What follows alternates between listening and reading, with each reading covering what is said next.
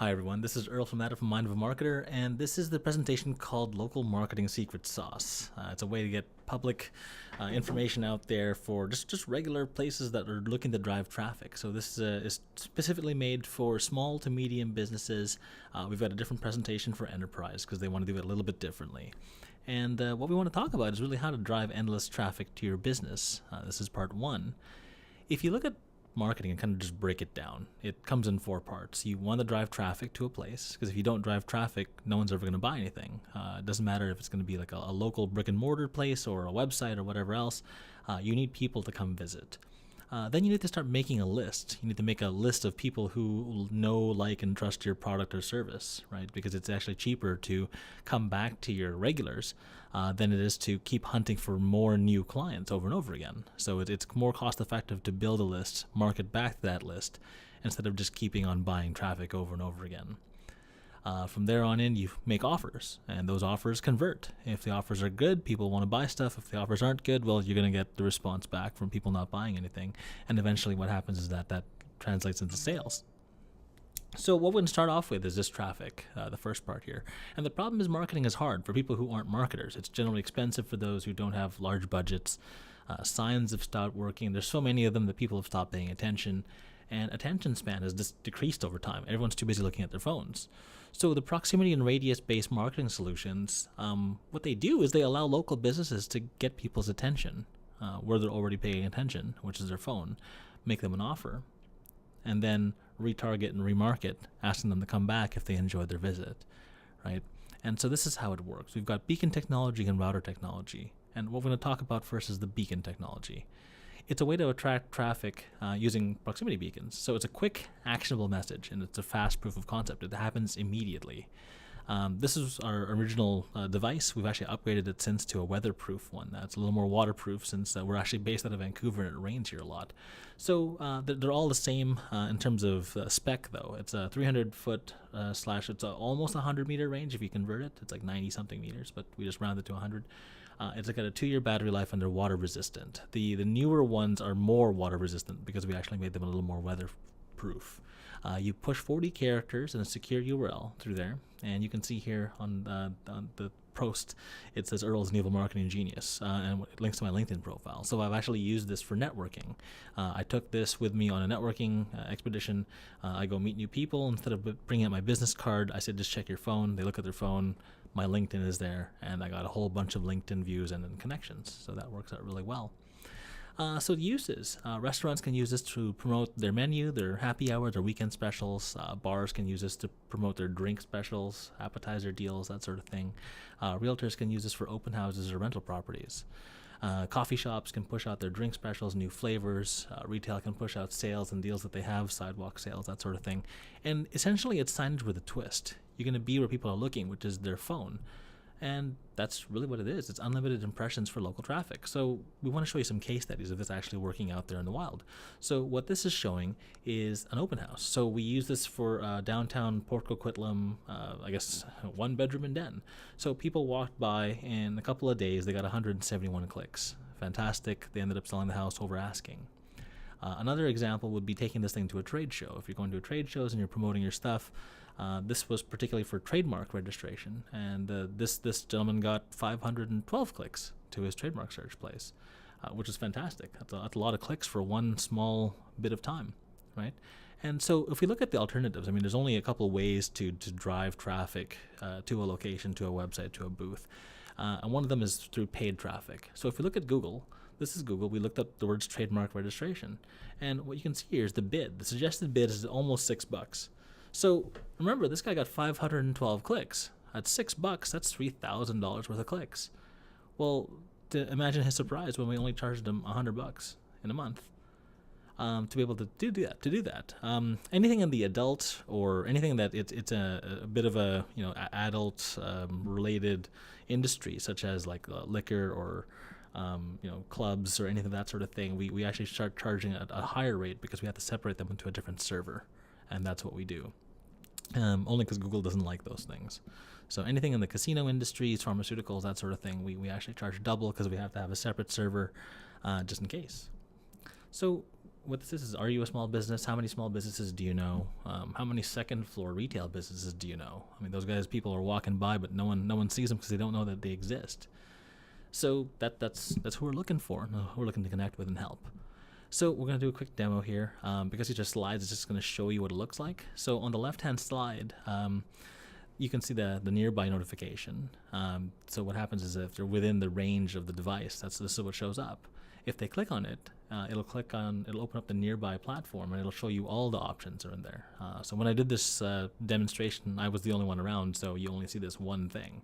So this picks up a lot of clicks on my LinkedIn profile. I think I'm up to 800 or something like that now. So that's pretty good. So 800 people have viewed my profile, which is kind of cool, right? So that's a way to do it. So part 2, how to drive endless traffic to your business, is the second piece of the puzzle, which is list building. So we, again, just to recap, traffic, then list, then conversion, then sales. We handle the first 2 in our company. So list building, the technique I want to talk about is called Wi-Fi list building. And Wi-Fi list building is CASL compliant. The first thing people ask for, hey, is this compliant? Does this work? Et cetera, et cetera. And the answer is yes, it is. So people are wanting to use your Wi-Fi networks, and people are giving away Wi-Fi for free anyways. What we want to talk about, though, is a way to build a list of customers that have been in your store such that you can bring it back to them and say, hey, come back and try our new flavor. Come back and eat our new sandwich, or however you want to bring them back for whatever reason. If you have a special or a reason for them to come back, you can let them know. And so how it works is this. We have one of our routers specially installed in your location. You put it up there, you send us your logo, you send us your colors, and we match it to your brand and your store and your logo and all that. And so customers, they want to use the Wi-Fi, so they opt in. When they see the Wi-Fi, they go, I accept terms and conditions, and the terms and conditions say that we can market to them. So essentially what we're doing is we're building a list for you automatically.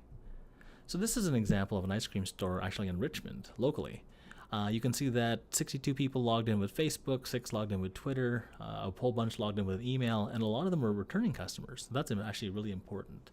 You can actually tell the difference between the new customers and the returning customers, which is really cool. So if you add it all up, it's 174 people. They wanted to release a new flavor for ice cream store. So what we did was we emailed the 174 people, sent them an offer saying buy one, get one. And this is what happened. Okay, so 174 people, about 30% of them said yes and came back in and used the coupon, which is 52.2 people. And the average, sale price is $10. So it's $520. That's what they were able to make with one email, with one offer, with just one promotion. Now, obviously, since it's your stuff, you can promote as many times as you'd like, as many times as your list will bear, right? So some places could send 2 emails a week, and that'd be totally fine, depending, again, on the type of clientele you have and how often they want to come back. So the traditional retail for this is $250 a month for the router system. And the adult industries, again, are double that, $500 a month, because we set them up on a separate server to make sure that we separate the regular stores from the more risky stores. And the setup fee is variable depending on how big your location is. So part 3.